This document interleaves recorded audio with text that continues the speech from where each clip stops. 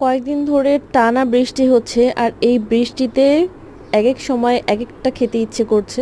তো ওই দিন চলে গিয়েছিলাম কুরেশি কাবাব অ্যান্ড রেস্টুরেন্ট। এখানে আগে খাওয়া হয়নি, তো ভাবলাম যে মোহাম্মদপুরে তো সব রেস্টুরেন্টে মোটামুটি খাওয়া হয়েছে, এটা বাদ যাবে কেন, এখানেও চলে যাই। তো বৃষ্টির দিন যেহেতু ছিল অ্যান্ড খুব ফাঁকাই ছিল বলতে গেলে রেস্টুরেন্টটা।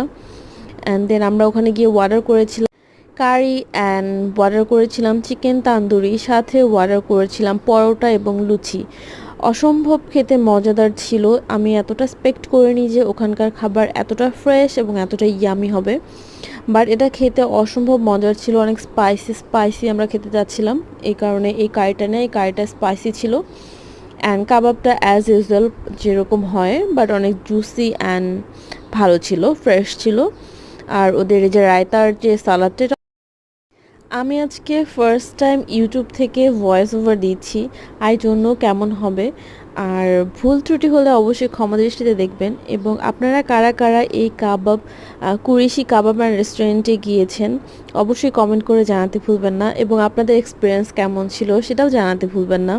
আর মোহাম্মদপুরে ইদানিং এত ধরনের রেস্টুরেন্ট হচ্ছে, আসলে যতই চাই যে সব শেষ করব একবারই, কিন্তু দেখা যায় যে কোনো না কোনো কারণে দেখা যায় যে নতুন রেস্টুরেন্ট হয়ে গিয়েছে, ওখানে আর যাওয়া হয়নি। সো অনেক রেস্টুরেন্টই আছে এখনও যাওয়া হয়নি, ইনশাল্লাহ যাব।